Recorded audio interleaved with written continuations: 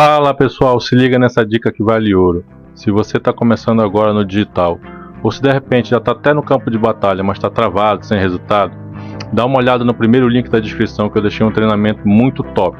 Lá o cara entrega todo o ouro, tudo o que você precisa para começar do jeito certo e destravar teu resultado. Depois que eu tive acesso a esse conteúdo, meu resultado mudou. Isso é um fato irrefutável. Quando a gente entra numa loja, o vendedor quer ajudar, muitas vezes a gente fica incomodado. Então, o processo de comunicação e o processo de influência e persuasão, ele tem que ser o mais indireto possível. Ele tem que ser... se você mostra imediatamente que você quer vender alguma coisa, é ruim. Por que ser imprevisível é bom? Porque ninguém gosta de previsibilidade. As coisas que envolvem previsibilidade para nós são tediosas, são ruins. No processo de persuasão, se imediatamente a pessoa entende que ela vai ser exposta a alguma oferta de algum produto, muitas vezes ela evade. Para de ver aquele anúncio, ou ela sai da página, ou ela sai do vídeo de vendas, caso ela esteja no vídeo de vendas. Então, essa imprevisibilidade nesse contexto é importante porque aí a pessoa ela não percebe que ela está sendo influenciada a alguma coisa. É meio que, eu já estou te levando para algum lugar, mas você não está percebendo isso. E é legal comentar isso porque dentro da copy, e se a gente for analisar contextos históricos, os maiores líderes, eles utilizavam muito de metáforas. Por que as metáforas são importantes? Porque as metáforas são uma maneira indireta de dizer algo que você quer dizer. Sim. Verdade. Entende? Então, grandes líderes, quando eles vão fazer discursos, eles muitas vezes fazem metáforas, colocam metáforas, porque é uma maneira de dizer para a pessoa que já aconteceu alguma coisa que ele quer que ela entenda. E a metáfora ela é mais interessante ainda, porque eu não estou dizendo exatamente isso, é você que está tirando a interpretação.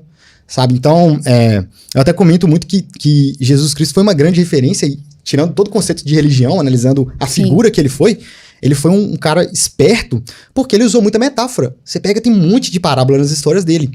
E o cara foi um gênio, tanto que até hoje as pessoas tiram múltiplas interpretações de uma mesma história que ele conta. Sim. Dentro do copy, a gente também usa storytelling, né? Que storytelling, na verdade, é contar uma história. Então, a capacidade de contar uma história é um storytelling.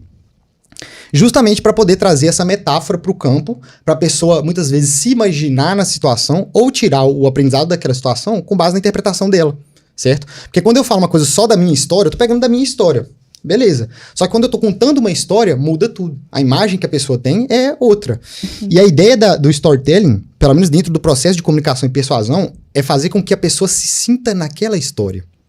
Porque processo de venda envolve transformação. Eu acredito que muita gente que vem aqui no podcast tenha dito isso, né? Sim. Vender transformação para a pessoa.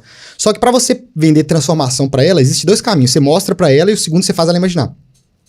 Então, mostrar para ela, normalmente a gente mostra com lifestyle, fotos, viagens, stories em locais legais. E, ou você faz ela ter a experiência de se imaginar ali. Né? Em texto escrito a gente faz muito isso.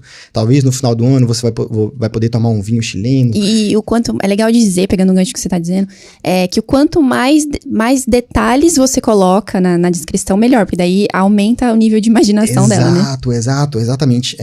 Eu sempre comento pra gente tentar encontrar os padrões. E a gente pega livros, por exemplo, que ficaram muito famosos, Harry Potter, esses livros de personagens assim, todos esses livros têm um padrão. Muito legal falar isso. Inclusive a história de Jesus segue um padrão contado, de história contada. Tem um livro que chama O Herói de Mil Faces. E nesse livro, o autor, me fala o nome dele agora, Joseph Campbell, lembrei. Ele conta que existe um mito, uma maneira de contar histórias que é utilizada para grandes histórias no decorrer da humanidade. Essa a gente chama de jornada do herói. A jornada do herói ela tem alguns passos, se eu não me engano são 12 passos. E quando a gente pega essas principais histórias que arrastaram multidões, todas elas têm essa mesma sequência de passos. Então pega Katniss Everdeen dos Jogos Vorazes, o Harry Potter, Frodo do Senhor dos Anéis. A história, ela tem a narrativa dela, mas ela sempre tem os mesmos passos. Sim. E a gente tenta transportar isso também dentro do processo de persuasão. Por exemplo, tem um desses passos é o status quo. O personagem, ele vive uma vida, e ela é uma vida comum, uma vida rotineira, isso que a gente chama de status quo, e ele recebe, aí depois tem um segundo passo, que é o convite para aventura. E ele recebe um convite para fazer alguma coisa. E é interessante que a gente faz exatamente isso dentro do marketing digital. As pessoas que estão nos acompanhando, elas têm o status quo da vida delas, e a gente está oferecendo um convite para elas. E aí também dentro da jornada do herói tem um momento do fracasso, que é a hora que a pessoa sofre alguma coisa muito ruim, que acontece alguma coisa muito ruim. Na história de Jesus, ele foi crucificado.